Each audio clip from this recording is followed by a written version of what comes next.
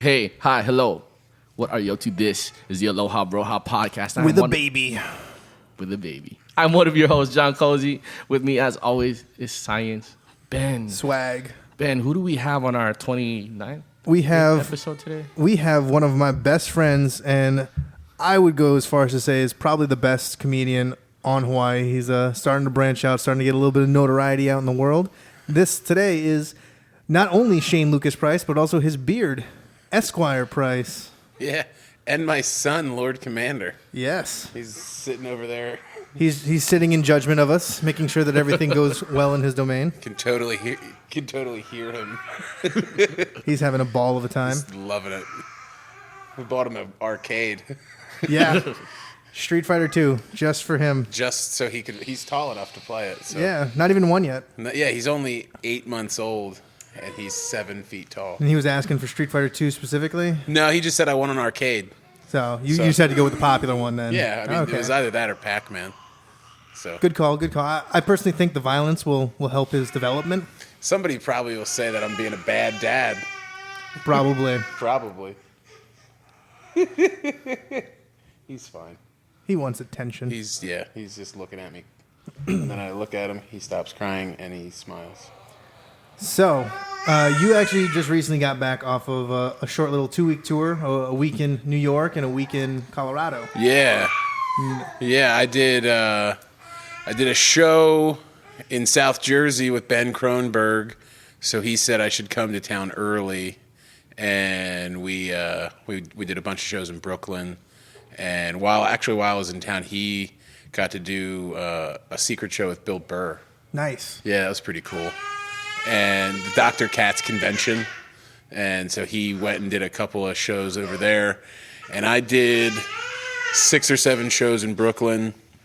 And then I went to Denver for another week and did another 4 shows in Denver. Very cool. Very It's cool. pretty cool. And all of them did really well, from what I understand. Yeah, I got really good reception from all the people.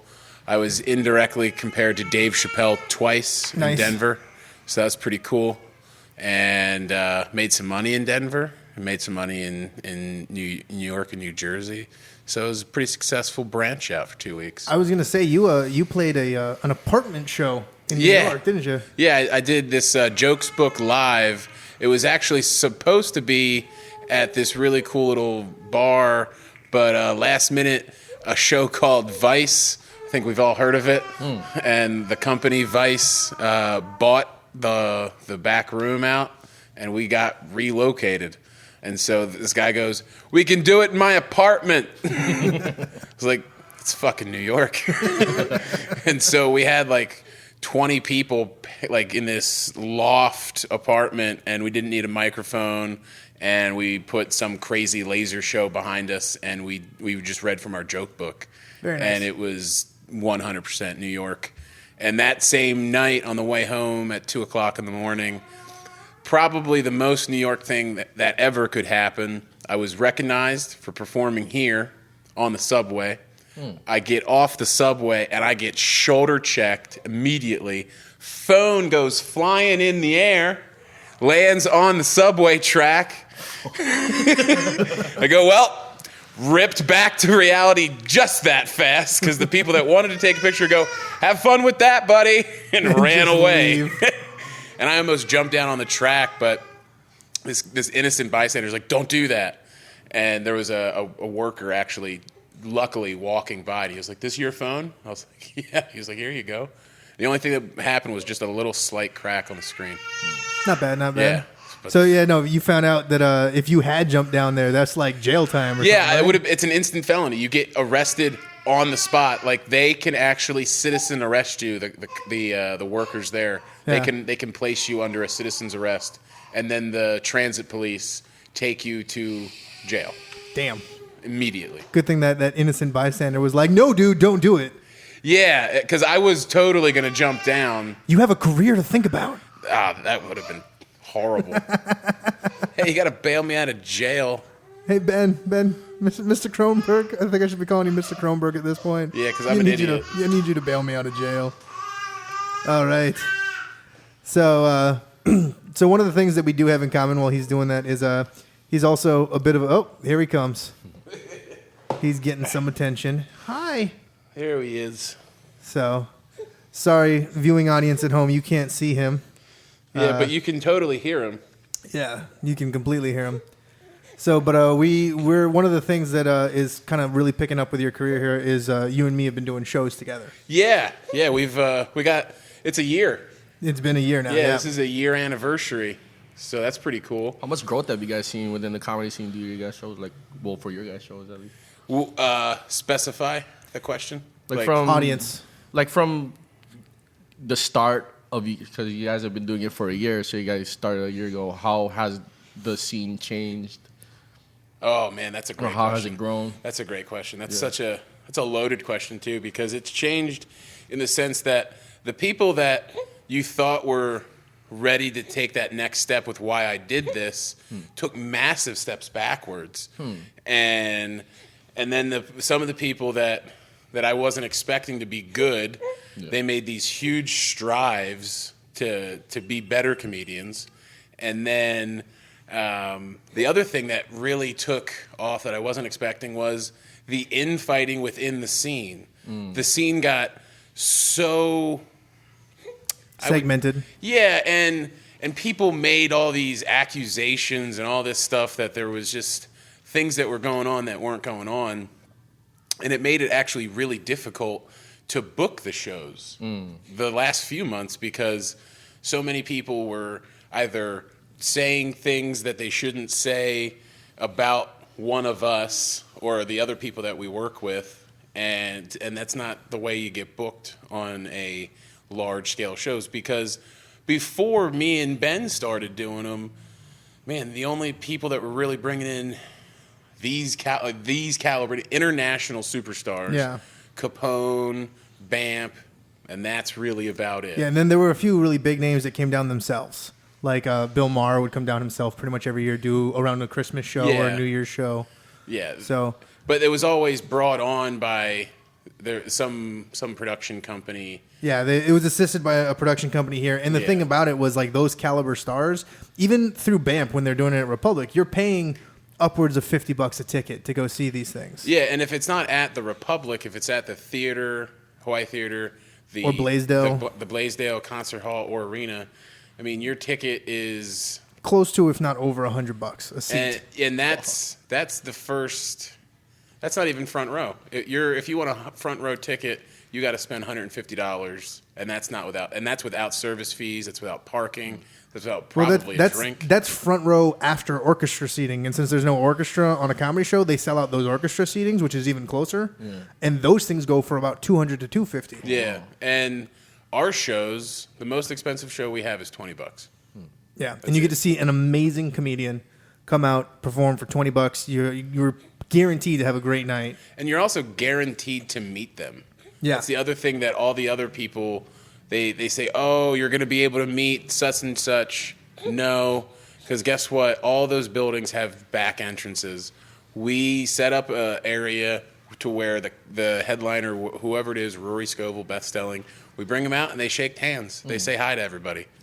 And that's every show. And that's something that we decided long ago that would be a good idea. And it's paid off, because I would say of the 10 shows we've produced, we had people say, that's the best show I've ever seen. And some people are saying that after each show, like, oh, I thought last time was great. This time's even better. Yeah. And that's the biggest growth. The repeat customers. Yeah, the repeat customers, where you know that they're coming up to you and saying, I can't wait to be here. That guy, here's a good example. Last week we had Brooks Wheelan, and after the show we forgot to validate. So I run back into the bar, and there was this guy standing outside smoking a cigarette. He goes, hey, can I tell you something? And he says, I've grew up here. I can't leave because I don't have the money. And you're bringing in people who I only dream about meeting. And you're doing that. And I can't thank you enough. And he started tearing up. Legitimately had tears in his eyes and said, thank you, gave me a hug and said, I don't know what else to do. And he said, thank you again. And I was like, okay, yeah, that's cool, man. Like I'd never encountered something like that, and this guy was genuinely pleased. And I think the growth has gone from, oh, they don't believe that these shows are actually happening, to I'm going to that show. Mm-hmm. It's a guaranteed good time, like Ben said, and I don't think you can find a more fun for $20 on the island. No, not at all. Huh? Guaranteed. Yeah.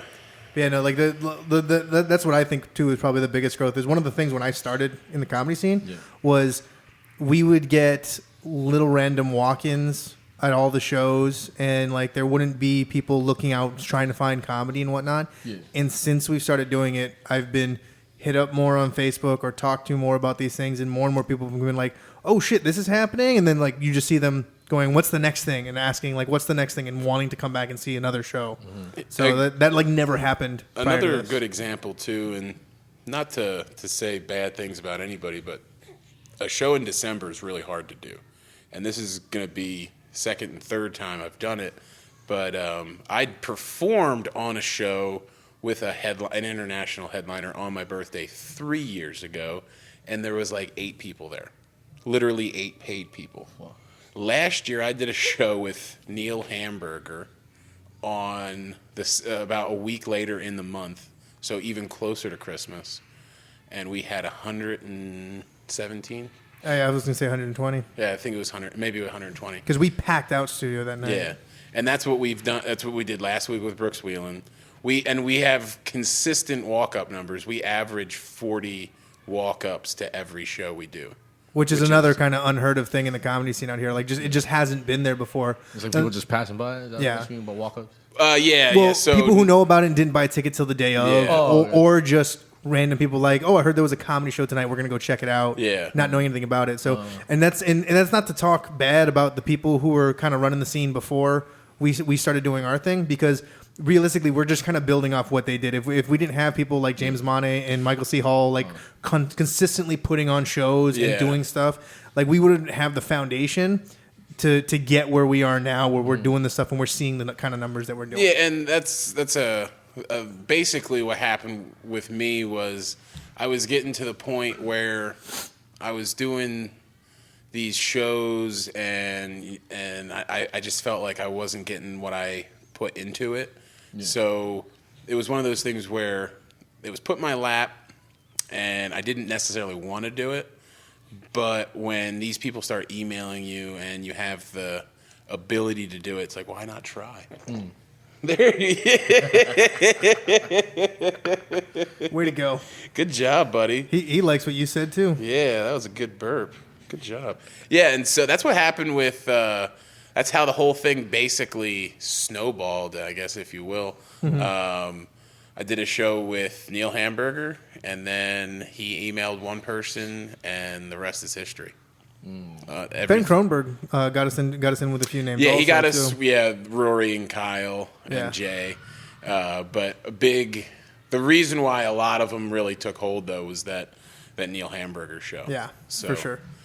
And it's all of our early shows that we did. They had such a great time here that they were like, you know what, we're gonna push you to Friends, and the word has just spiraled out, and so we got more and more people. We have a few people now that are actually like, hey, let's hit up Shane to go do a show in Hawaii. Yeah, there's Brooks. Just he sent me. Actually, he forwarded my stuff to another person. It's like, really? Like, these people are gonna be coming here, and you'd think it'd just be a crazy idea, but now it's totally possible, and it's real. It's a really fun. The Hawaiian Brians, they've allowed us to do some really cool stuff because it's a small, intimate environment, 300 people or 120 people, either the studio or Crossroads, and every single time they're accommodating in anything we need.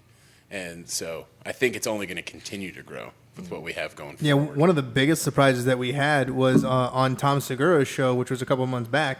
We sold out online. And so we were like, oh, there's still a ton of people asking about tickets. And so we turned around to the Hawaiian Brian's owner and was like, hey, can we can we do anything about that? He's like, well, you can sell standing room only tickets. Yeah. And so we're like, okay, well, we're not going to charge you less, but we want to incentivize people to buy ahead of time.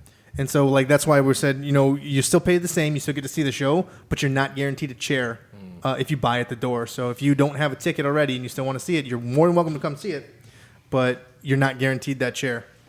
And Hawaiian Brian's actually made they've searched high and low for that through that building. So just about everybody had a seat, which was great. Yeah, they came in and brought in extra chairs and stuff. And then the cool thing was you only usually hear about celebrities going to these huge shows. We had a couple of cast members from Veep at the Beth Stelling show. Yeah, that was cool as hell. Yeah, Sam Richardson was there, and then we also had who was the girl? She was from she was the newer chick on Silicon Valley. Yeah, the I blonde can't remember girl. her name off the top of my head now. Yes, and she was there. I mean, it's like so that kind of stuff happening with these these small shows. Yeah, but we found out on this podcast when we had Dallas Nagata White and the Manapauhana crew there on our show. That an internet celebrity, one of the guys from Machinima, who did Red versus Blue, or not Machinima, I'm sorry, Rooster Teeth, who did like Red versus Blue with the Halo stuff. He came to the Todd Barry show. Oh, really? Yeah. Oh, wow, that's cool. He was in town. It was like, there's Todd Barry's performing. We're just going to go to that show. That's cool. Yeah. So he like tweeted about it and whatnot. So I'm sure that got up attendance too. That's pretty neat.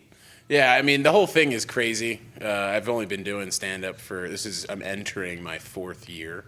So, and I started doing stand-up because I was bored. Legitimately. I had a desire when I was younger. I performed once in high school at a talent show, and then didn't perform again until college. Performed at some stupid thing at college, and then didn't perform again for 7 years. And I was bored at Hawaii News Now. Didn't want to do that job anymore. Found an open mic, went to it. It wasn't there. So the next night I went to Kailua Board Riders, caught the bus, and I went there and did a set. And I've been doing comedy ever since. Here's the funny thing, found out my comedy anniversary is the same day as my parents' wedding anniversary. Oh, wow, nice. June 20th. Yeah, my parents are divorced, so hopefully I don't have some crazy, shitty thing that my parents had with their marriage, but... So, you okay, little guy? Yes, that's basically how we're doing. Yeah. So I mean, things are looking great. We're continually working on trying to improve the experience and whatnot. So let's take a quick break, and then we'll get Little Lord Commander settled. Okay, sounds good. And then we'll come back and we'll move on to the next subject. So, all right, we're back now that Little Lord Commander's gotten settled down a little bit. He's got some food going on over there. He's munching down. So let's get back to this interview. So Shane, as an up-and-coming comedian and whatnot, what kind of stuff have you learned about the dynamics of doing comedy and whatnot? And what kind of stuff are you working on? What's something that like some people who are new to comedy that want to try and maybe go get into some open mics and do stuff, what kind of things do they have to think about? You should probably have your career pretty set off before you have a kid. No. Well, so you don't have as much material as you think when you're first starting. Big thing. A lot of the new guys here think they have all this material, and they don't.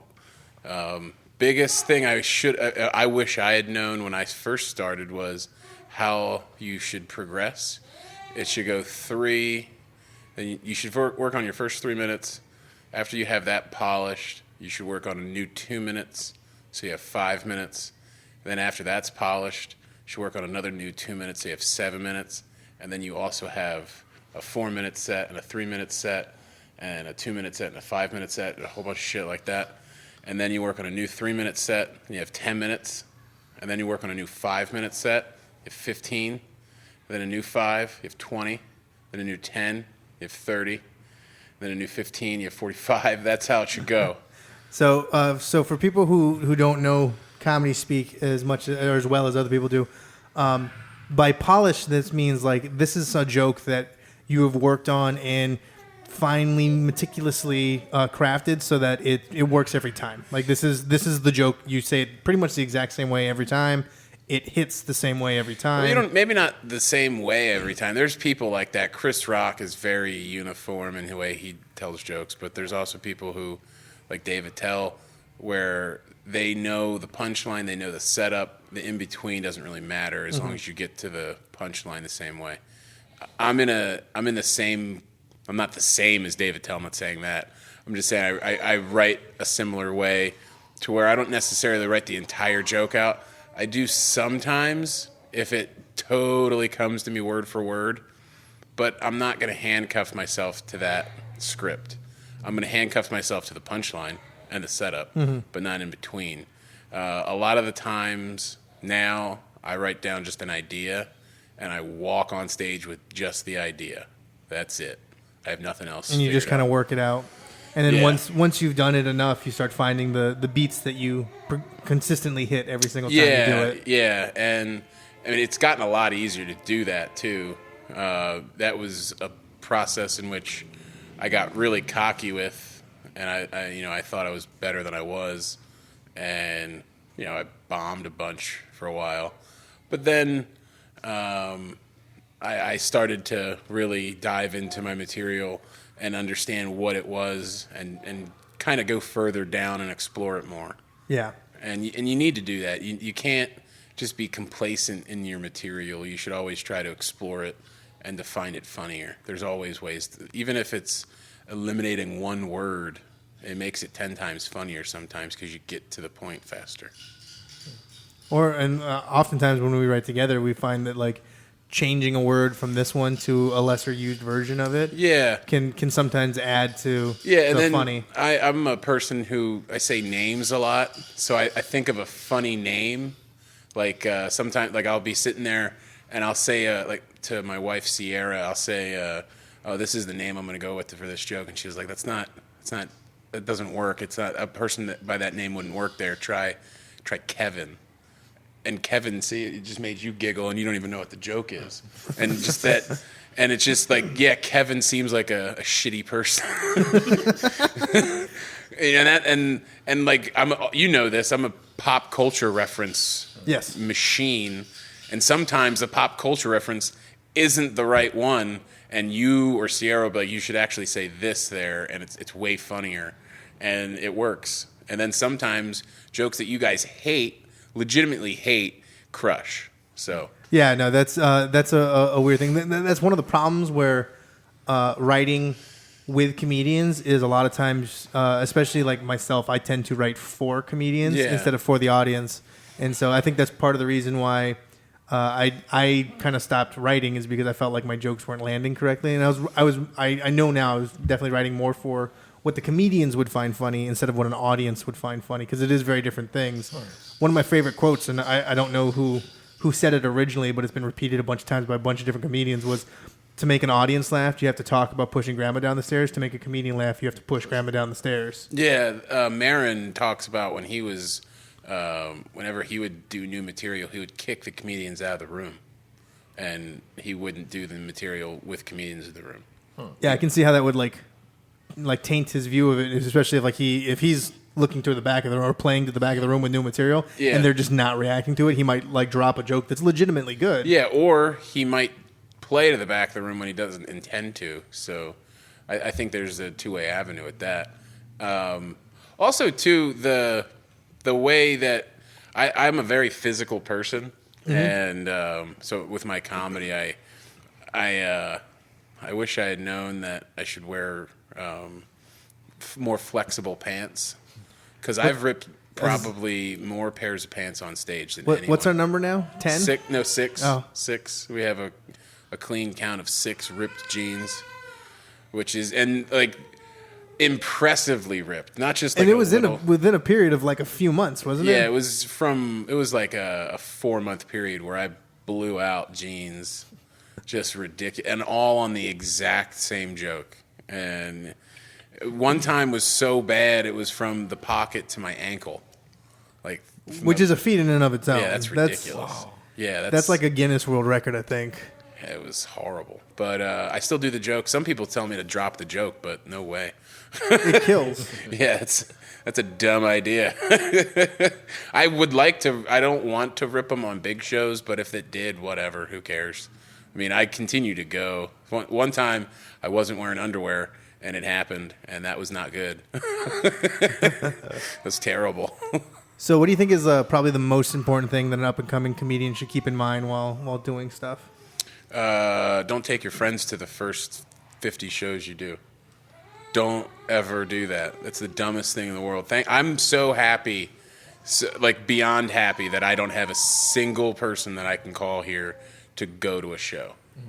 Because the people that start here, they're, not to diss them, but most of them are these bored teachers. That's what we have. We have these bored teachers that come to shows or come to open mics, and they bring a bunch of other teacher friends, and they just tell inside jokes to them, and they're funny to them when they show up, when they're booked on a thing because, all these people are here and all this stuff, and then they don't have those people, and they bomb because that material is only funny to teachers or nurses, whatever your group of friends is. You got to lose the safety net. It's not basketball. It's a very you're alone up there, and that's the main thing they should do.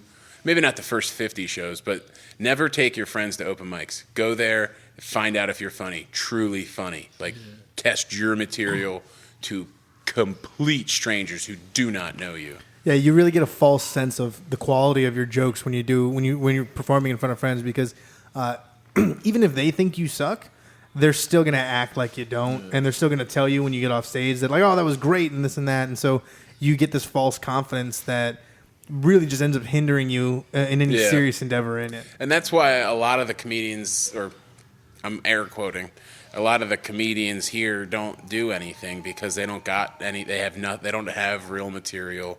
And we have a lot of people that are dating their material. They're not doing these things that are, not that a lot of people do this undated material, but they do a specific joke for a specific thing. You can't keep doing that. People are going to forget about it. It's going to get old. They're not going to hear about it anymore. Yeah. So for those who don't know, dating your material means you're referencing something that is happening right then and there, like a news piece or something like that, and it's to the point where in a month or two when everyone forgot about that news story, if you try and do that joke, most of the audience can be like, "What?" Yeah, and it's just a bad idea. If you're doing crowd work and you do that, whatever, but don't rely on stuff like that because don't count that amongst your hard hitting jokes. Don't count that amongst your polished five and your definitely don't count it towards your five or whatever you have because it's not going to do good on a big show unless you get the material and you get a show right away. Mm-hmm. I don't know, but I still wouldn't do something like that. I would do really good material on a big show. Yeah. And because that might be the only time you do it. Yeah. And there's also a difference too to keep in mind. I don't think anyone here is quite at this level yet, but there are comedians out there that are good enough at what they do. They know their voice well enough that they can do close to brand new material on a paid for show. Yeah. And they know it's dated stuff that's happening right there, and they know they're going to kill that joke, and so this might be their first time doing it, but they're doing it anyway. Yeah. But they're at a level where they know they can pull it off. Yeah. And so it's a lot harder than people think to do time sensitive material like that and get it working properly, ready for a show. I wrote a joke the day of the Brooks Wheeling show, and I was gonna do it, but I just didn't. I was like, let's not pat yourself on the back that much, Shane, because I had just got back from tour and I thought I'd be all right, but I just was like, we'll see how it goes at open mics first. Right? Yeah, test your stuff out. So, you want to do another break? No. We're just gonna keep going. Okay, so he's gonna step over, take care of little Lord Commander, see what his wishes are. In the meantime, let's get cozy in on this conversation. So, I'm really fucking hungover. Again. Nah. So, like, what kind of stuff have you been picking up on here? What kind of related things have you learned so far? Well, the advice that he gave, I think is really interesting. That, yeah, you when you're coming up in a game doing whatever, like you should do your perform in front of strangers, because that's how you'll like kind of find yourself and find your audience, right? If you're performing for your friends all the time, then you got it's like that safety net, like you said. And yeah, I can kind of relate to that when I started rapping. When I started rapping and stuff. Well, actually, people thought I was like my friends thought I was just like fucking around, like they wouldn't come to my shows. Right. So I'd be performing for a bunch of like the heads. Like people like I've never seen before, people like at the venue Tropics, like people that are just over there. And then I kind of built a fan base around those people. And then my friends came to the show and saw how like popular we were as a performing act. And then they started like coming to my shows like, oh, this dude's actually dope. I didn't think he was. You know what I'm saying? Can I ask you a question? Go ahead. The rap game here. Yeah. How? I mean, it's pretty underground, right? Yeah. Yeah. Because the good ones you don't really hear about, and then there's the people that BAMP always book. Why? Why is that? Not to diss the people that they book all the time, but I mean, it seems like there's other people out there that are better suited for those shows. It's a lot of politics, like honestly, and it seems like everybody. What I noticed, like everybody's goal, like their goal is to open at the Republic, and I think that's like the wrong goal to have. Like me and my crew, my crew, they'd be kind of like salty about, okay, how come we ain't opening for these acts or whatever. I always like telling like we don't need that. You know what I'm saying? We can like build our own audience, and that's kind of like the way you guys felt about like. I guess you guys started the whole comedy show thing because you felt like other people weren't putting you guys on. Would that be kind of correct? Not exactly. Not putting us on, but not running a show that I wanted to be a part of. Does that make sense? Yeah, they didn't have like we, especially I know myself listening to a lot of podcasts where comedians talk about doing comedy and whatnot. You hear a whole bunch of like do's and don'ts when running a show, like the way a room should be set up, or like the way that the lighting and the sound. It's more like the quality properly. of the right. The and show. So there were for a while there was a whole bunch of people that were doing these little like open mics or small feature shows. Jesus. And all they were doing was basically had a place that had a mic that allowed us to get on stage, and they did no extra work for it. They were just like, I got us the room. Yeah. Good luck. And they would charge. It would be you'd have to pay to get into these places. And an open mic should always be free. The reason it's an open mic is because comedians are trying to do this. They have no idea if the stuff that they're going to do is going to land, and so to charge someone to come in and watch an open mic is kind of turning them off of comedy, because they're going to pay money thinking that they're going to come in and see a show, and they're seeing people try stuff and fail most of the time. Yeah, because that's the thing. A lot of these people, these new people, they try new material, and they've been doing it for 3 weeks. Why are you trying new material? You haven't and it really makes what we're doing harder, because the fact that people are paying for these things and I'm going to do new material. No, man, you should be really polishing what you have and making it better. But I wanted to keep asking. BAMP always books the same people. Yeah, they book the same people. This one dude is like, he's okay, but he seems like he's a strong wind away from it all being over, because he's really sad all the time. That Pre guy, why is he sad all the time? I don't know. He's so sad. He's an emotional cat. Yeah, that's one of the homies, but yeah. He's so sad. And he's like the friend that you hang out with that always has a broken wrist. Always. Because every time I see him performing, his wrist is wrapped up. Every single time. Probably just punching shit all the time. It's so funny. It's Saturday. like That's probably why he's sad. Is he's like, my wrist is so sore. It's so funny because it's like that guy. It's like, man, I just saw you 6 months ago and you had a broken wrist. Is it still like? Are you on a show we don't know about or something? Yeah, but I just think it's politics, and if they like you, that's honestly what I think. He was actually you know what I'm saying? he opened for Childish Gambino. Yeah. He did really good, and then they just said, get off stage. Randomly, they cut his time in half. That was super weird. Did he go long? No. He was scheduled on the little thingy that they put out to do 25 minutes, and he was up there for 10. Oh, wow. Yeah. So I don't know what happened. It was weird, but he was really good. Banff is a weird setup here because they're not local. They're from like LA or somewhere over there, and they come from a bunch of money, and so they came here seeing that there wasn't a market for a lot of these late night entertainment things. Like for the longest time, the only thing there really was to do here in Hawaii was go to like a club. And so they came in and they didn't see the little shows that we were doing, like the other people were doing, like the shows that you guys were putting on, and they didn't see the small comedy shows that the small comedy scene here was putting on and whatnot. And so they came in, they're just like, oh, we're just going to throw money at this, bring big names down, and like try and build our own market.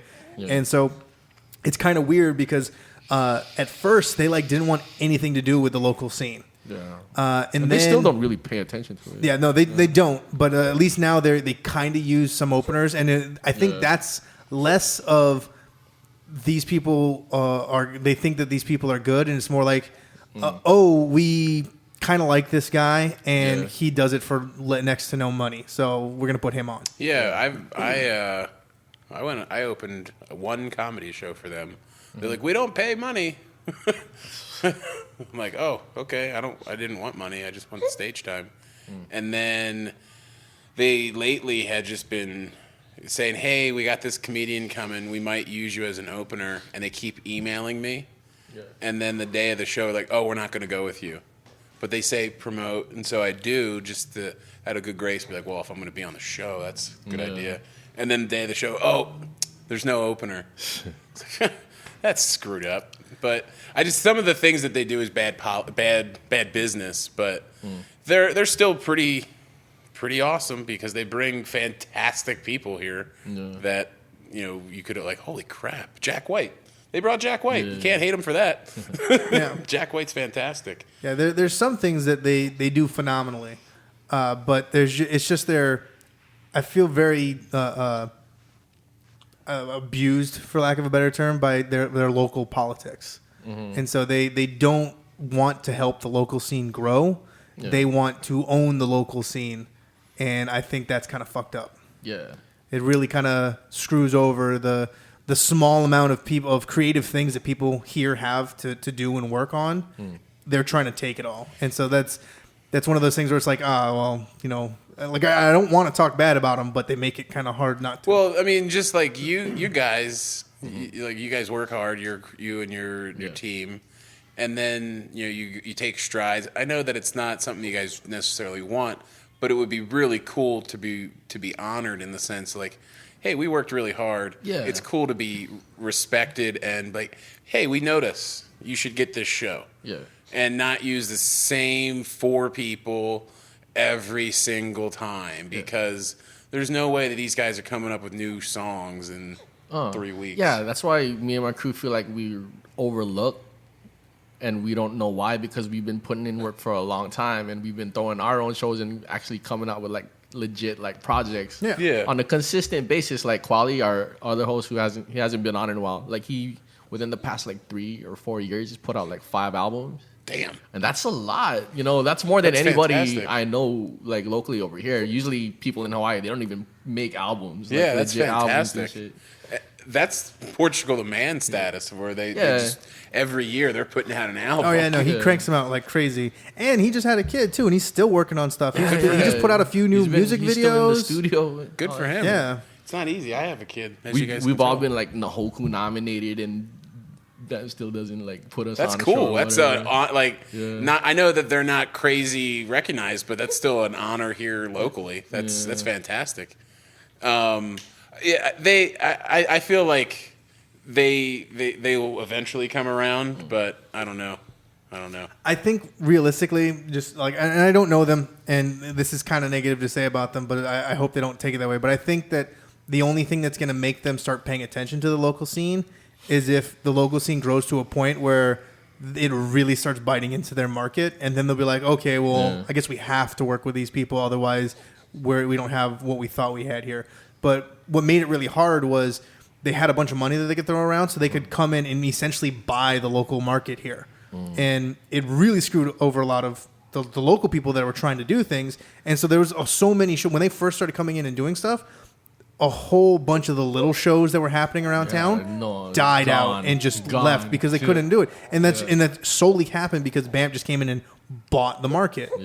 And so if we can, like stuff like what we're doing and stuff like what Greenleaf Check is doing and whatnot, if we can keep progressively getting more and more people to consistently show up to our stuff, and we can keep working towards making a better show that people want to come to, I think at some point, and the key is we need to keep doing it to without even if it's at a loss, we need to keep doing that just so it grows a little bit more to the point where BAMP has to do something. So it's going to get to a point where BAMP is either going to go, well, we have to destroy them with money and completely kill the scene. Then they're going to really end up being hated by a lot of people. Or they're going to have to be like, we need to work with them. Otherwise, they're going to lose out. Well, I mean, I'm from the East Coast, so, I mean, the mafia the kind of thing goes a long way. And I feel like it's one of those things where they'll either just be like, here, take this briefcase of money and stop doing shows, or we'll be murdered. One of the two. That's the only way it goes. Yeah. That's it. That's the only way it goes. Luckily, I believe BAMP is a West Coast production, so I think they're... I think it's going to end up just being a drive-by. That'd be funny. Then we won't even get the briefcase option. It's just going to be, hey, are you Shane? That's funny. Oh, that got a stare. Hi. Yeah, you don't talk about killing his dad in front of him. Uh-oh. Not a good idea. He's staring daggers at me right now. I'm kind of scared of him for my life right now. Nah, he shouldn't be. Okay. He shouldn't be. I feel like he'd be the kind of person that would totally kill his godfather. What's the writing process like for writing a rap song? Well, for me, it's still like I think of an idea. I'm a heavy writer. Like I don't freestyle at all. I can't. I try, and I just suck at it. So what gotta, is it like you see something and it kind of inspires you, or do you actually have to sit down and think about it? I sit down and think about it. Like I don't know. I'm inspired by like a lot of movies and stuff. The last project we put out was very heavily inspired by A Clockwork Orange. So it's like really violent. And we even started like a rap group based around The Clockwork Orange. We call it The Horror Show. That's cool. And their album was Viddy The Horror Show. That's kind of like the slang they used, right? Mm-hmm. I forgot. What are they called? Droogs? Droogies, yeah. Droogies, yeah. So a lot of that is very like, it's just a lot of stories. It's like making shit up. That's what I do. I just one of the things that Cozy in his writing is super enamored by is like hyperviolence. Yeah. And so he's not about, he's one of the nicest, wouldn't hurt a fly kind of people that there is. But like you listen to his raps and whatnot, and it's just like murder bitches and shit. Kind of. It's a little more. I know we're taking just a really big leap here, but this is going to be fun. Top 5 working rappers today. Not underground. Don't be hitting me with names that are like, well, who the fuck are they? Top 5? Yeah, top 5. Not underground. Not underground. What was that? Like just people that are relatively mainstream rappers. Like that's on the radio? Not on the radio, but... I really listen to the radio. But just like... who's like popping right now? Yeah, who's your top 5? Oh, man. Vince Staples, I would say 5. What's his name? He's Chance the Rapper's homie. I forgot his name. But I'd say Chance the Rapper. You heard of him? Yeah. Bruh, love that dude. And who else? Eminem just started doing stuff again, didn't he? Yeah. You know, Eminem shit now, I don't really fuck with. I don't know, his like style got weird after he got off the drugs. Dude, I love his new style. Oh my god, it's so intense. I like the Slim intense. Shady Marshall Mathers. No, I love this new where he knows that he's good and he's just keeps proving it. Because like if you listen to just listen to the fact that he's just being brutally honest. Yeah. And he's not trying that hard. Like, he has his hoodie on, and he's just saying words, and it's like, holy fuck, man! Like, that's really intense. And I'm gonna get my work done right now. So I listen to it at work, and oh man, yeah, I think I like his new stuff way more than his old stuff. Really? Yeah. Wow. By probably leaps and bounds. Leaps and bounds. Maybe I gotta give it a second chance. Oh, dude. What's he dropped the Marshall Mathers LP too, right? Yeah. Also, listen to just what got me just like, damn, he's really good. He was on Sway Radio. Sway in the morning. Yeah, Sway in the morning, and he did an 8-minute freestyle, a cappella, off the top of his head, and it was really good. Yeah. Really, really, really good. And he took a lot of heat for it because he made a Bruce Jenner, Caitlyn Jenner joke. Oh yeah. Damn funny though. It's really good. He just kept going. I think he's got to, in my opinion, he's got to be in the conversation for best working. Yeah, I definitely put him in there, but I just haven't been. Do you put Childish Gambino in there? I don't really listen to him, but I guess working now, I would put him in there too. Okay. Yeah. What's his last stuff? I forgot the last, but he's like singing on it. Oh yeah, that stuff's really dope. Because the internet, yeah. Yeah, I would say that he's showing that he's more of an R&B artist lately because a lot of his EPs that he's been putting out, he does more R&B singing, not rapping. Yeah, Camp was a lot more rap, where was, because the internet is much more God R&B. That's one of my favorite rap songs ever recorded. It's so good. Oh, he's sleeping. Mos Def. Do you think? I think he's the best lyricist. He's fucking tight. Matter of fact, that's why I bought this mic. Really? There's no mic that Mos Def uses on stage, except he has like the special red one. Oh, I've seen the red one. Yeah, dude, he is. I don't think a person on the planet can touch him. He put out a challenge to any MC. He said, if you and your crew think you can beat us, you name a place, name a location. And him and his... About everybody. Him. Dude, would you want to go against him? Just try to name one other person that you think is good for you. And you'd be going against Mos Def and fucking Black Thought. Are you kidding me? And then their cronies. Their cronies got to be good. Mm-hmm. But what's the other guy? King something? Yeah. But King Los? Yeah. Oh, dude. Jesus. I mean, just Black Thought alone is spits fire. But... God, that would be amazing. But apparently, what's his face? Lupe Fiasco and him are going to do one for charity. Yeah. And it should be on pay-per-view. I mean, could you imagine the money that would raise? Oh, yeah, a lot. Everybody that even just likes music would watch that. Would you take in that one, Lupe or Mos? Mos. Yeah. Hands down. I don't think there... I think it would be interesting to watch him go against Eminem, but... Yeah.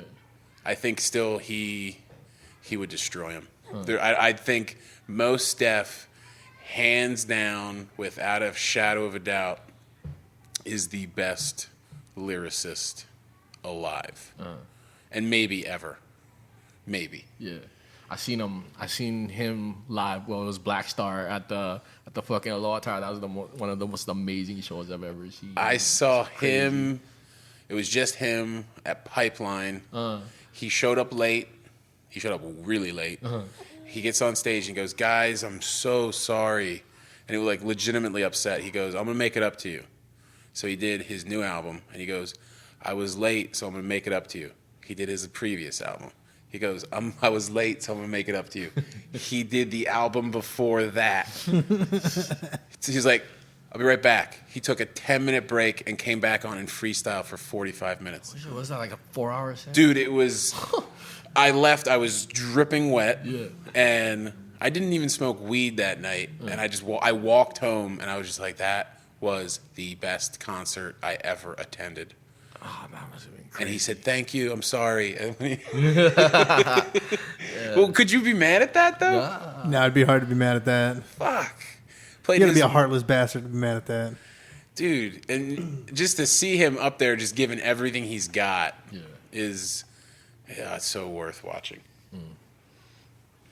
Do you don't listen to music? That's right. Not terribly, but I mean, like the only one that I can really think of that is really inspired me, inspired, yeah. But the one that comes to mind when I think about stuff is he's kind of a more underground, and he's a bit of a freeform poet also. Besides doing rap, is Watsky.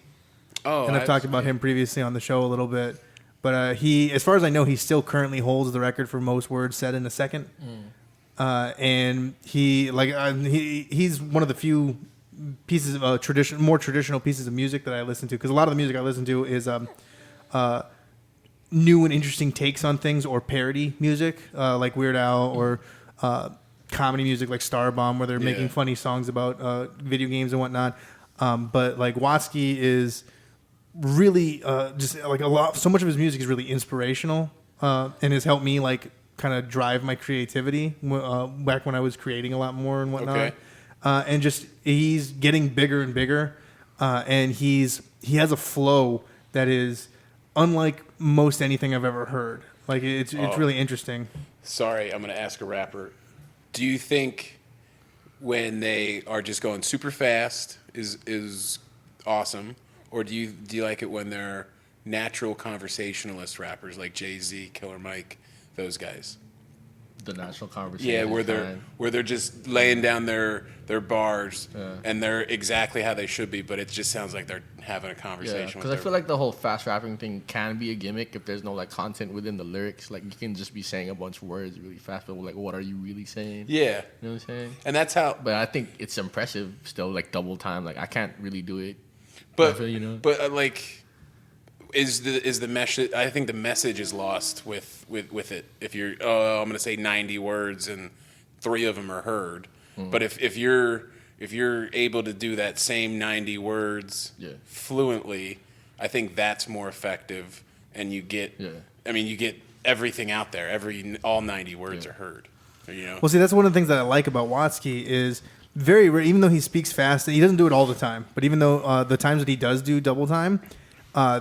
You catch pretty much all of it. Like there's almost never a song that I hear from him that he's going fast and I don't understand what he's saying. I just think that like it's a gimmick, and it for me in the audience or sitting there, listening to the record at home, you lose a lot. There's a lot lost in it. When it's like I didn't hear any of that. Like my favorite double time rappers, like that are known for their like double time, is Twista. Oh yeah, Do or Die, Speed Not Mobsters, like that shit's fucking G. And then geez, back in the day, there was what's his face? Oh damn it! Oh, it'll come to me randomly. Completely lost it, but Busta Rhymes. Yeah, Busta Rhymes. Yeah, that's exactly who it was. That was it. Yeah, he. Leaders of the new school. See, in like with his stuff, I like the sound because like for me. I don't understand what he's saying more than half the time. Yeah. But like to me, like I think for what he's doing, it's less about what he's saying and more about how he's adding to the music with his voice. For him, yeah, exactly. It's how his voice sounds, and like I know this is completely on left field, but like Notorious B.I.G., it's almost refreshing to understand that he's fat because you totally get that listening. It's like, oh yeah, he's just relaxing, and this is what's on his mind. Yeah. I don't know. I think if he was still alive, the rap game I think would be totally different. Him and Tupac, I think, would have continuously changed the game. Pun. Jesus, all these guys, and Shan, what was his name? That guy that recently passed away. I forget his name offhand, but it was a rapper that his first name was Sean.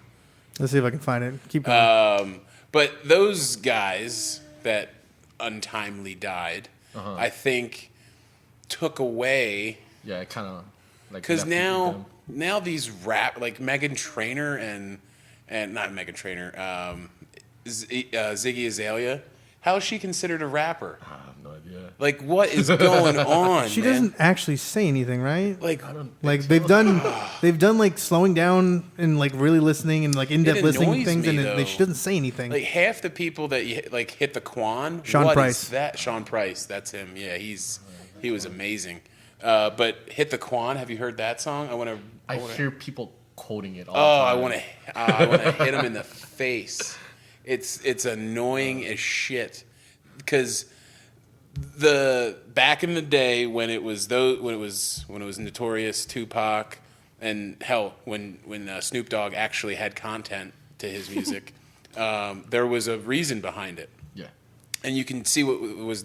I'm actually getting to a point. There, you could feel their inspirations. Yeah. So for you, like you said, movies or so is it a specific artist? Is it other than movies? What else inspires you to sit down and put pen to paper?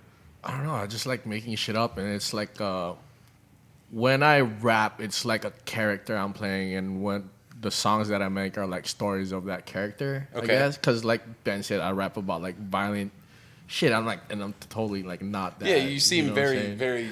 Yeah, but then when I when I get on the stage, I'm like I feel like a completely different person. You know Okay, what I'm this saying? is fun. This is fun. So Yeah. when you go on stage, do you rather be angry or in a really clear state of mind?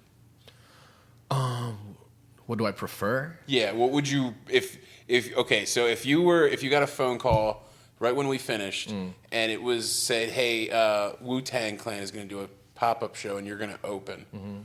Would you prefer walking in and walking on stage to be really pissed off so you could perform or super relaxed? Pissed, I guess. When I go on stage, I have this sort of attitude that I put on where I'm like, fuck the audience. You know what I'm saying? Yeah. You know, like I don't. Sometimes I don't even pay attention to them. Like, and I'll flip. Like my favorite thing to do is like flip people off while rapping. No, I completely understand. Yeah, because you feel like you're dominating the audience when you do that. You know what I'm saying? Like you have to fuck with me whether you like it or not. Yeah. Man, I'm getting goosebumps because I'm totally on board with what you're saying. Yeah. I feel, and not to bring personal life into it, but like me and my fiance, or I call her my fiance, my wife. I call her my wife, but we're still engaged. Anyway, so if we're in an argument the day of a show, I don't care how mad she gets at me. I actually feel like it's good. Because I'm gonna walk on stage and I'm gonna spit fire. And she was mad at me before I opened for Cat Williams, and I went on stage for 8,000 people. And she went and she was side stage, and I walk off stage. I was like, "Are you still mad?" And she was like, "No. How can I be mad? That was fantastic." It's one of those things where, like you said, it fuels a really like energized performance. And it makes you almost more focused. Yeah. Something to It's like being nervous is good. It's like a good thing because if you're Yeah. content, then I feel like you're kind of done. If Yeah, you're if content with where you're at. Yeah, You know what I'm Well, saying? I got You like gotta take that to I got a stage, psychological question now about that kind of thing. Like, do you think you ever have subconsciously started a fight with your girl just to kind of get that? Oh no! I'd rather not fight with her. Right. Like I know intentionally you don't, but you think Subconsciously, is there a possible reason that maybe one time? Yeah. Maybe one time, but kind of became a Pavlovian thing where it's like, oh, I need to fight. I need to get into a fight before, like non-thinking about it. It's like, oh, I need to have this response getting on stage, and the way I get that is by having a small fight with her. Same side of that coin, though. I've done just as good, if not better, not fighting. That's true. So at least you don't have a programmed response for it. Yeah, so it definitely helps. It doesn't help the relationship. I'm not saying fight with your partner. Yeah. Not saying that. I think the considering that knowledge now, like how you do find whether it's there or not. I think that the overarching theme there is being comfortable on stage. And so it's not so much how you are before going on to stage that happens, but I think like especially with you, Shane, I know like because I've watched so many of your sets, I can see how the energy changes based off how you're feeling.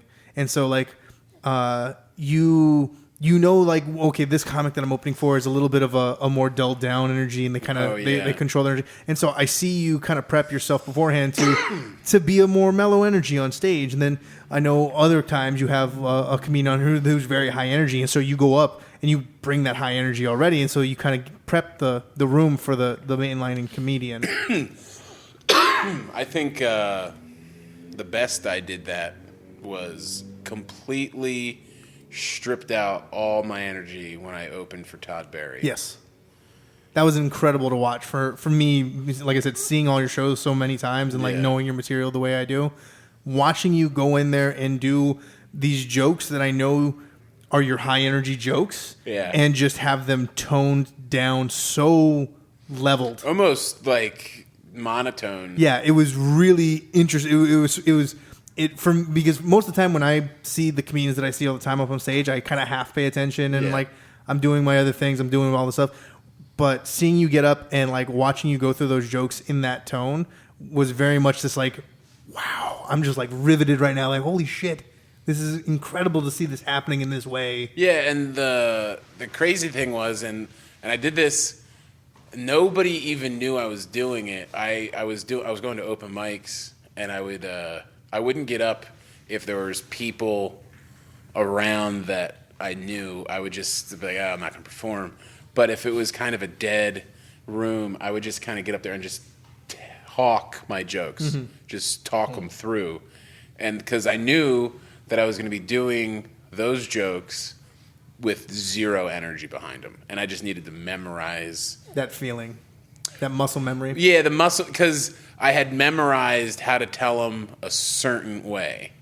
So I needed to get the words back that were essentially stripped out when I was acting like a buffoon. So when you're just, because I went from walking the stage to I stood in one spot, and didn't move. Yeah, because there's a lot of especially the more high energy jokes. A lot of the joke is being told through body action. Yeah, and when you take away body action, you need to compensate that joke with small verbal thing. Yeah, and I knew that I had enough material that I could do that with, and that was, I mean, Christian. He's not a comedian, but he's a guy who, I guess, loves comedy. Let's just say I mean, he's also a comedy writer. Yeah, he's a comedy writer. He said a similar thing. He was like, I've never seen you do a set so relaxed. He was like, it was really weird, but just as funny. He's like, I don't know how you do it. And that's one of the, I told Sierra, 'cause she didn't really care for Todd Barry, so she didn't want to go. And so I got home and I was like, I think you would have enjoyed it. And she was like, nah. That's the funny thing. She was sort of against the whole thing when I first started it. And then a couple of the comedians that were booked because of her. Like she wanted to see him live. So that's how we got him. Nice. I inquired about him. Very cool. Well, I think we should probably start wrapping up, get some plugs in. Yeah, ready to wrap this show. Can I plug? Of course. I have December 11th, Kyle Kinane. December 19th, Ron Funchance.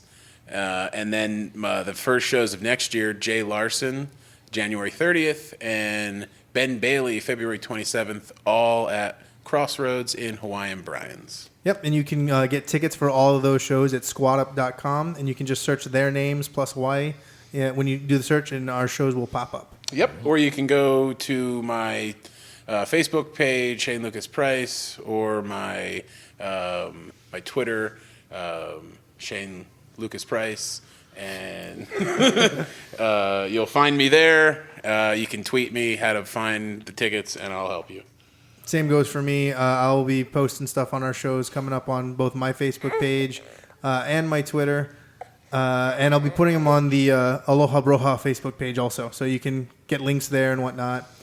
Oh, and thanks for finally having me on.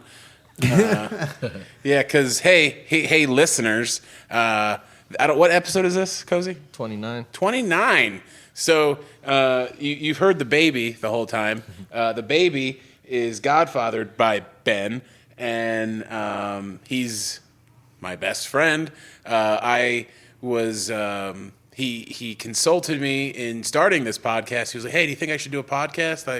I think it would be really good for me." I was like, "Yeah, you should totally do it. I'd love to be on it."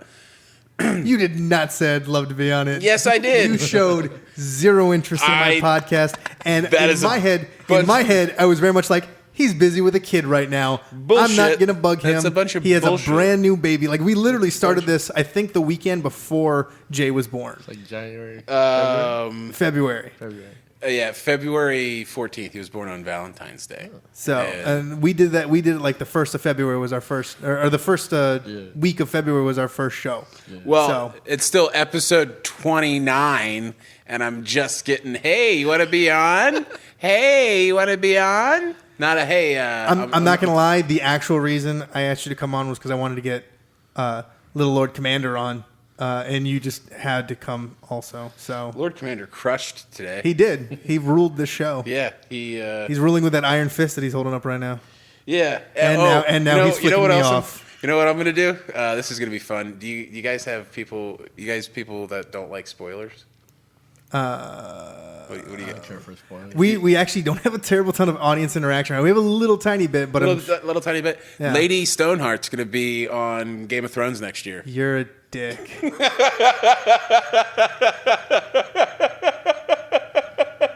Dick. Anyone who knows about Game of Thrones and A Song of Ice and Fire. Oh, and Glenn's not dead.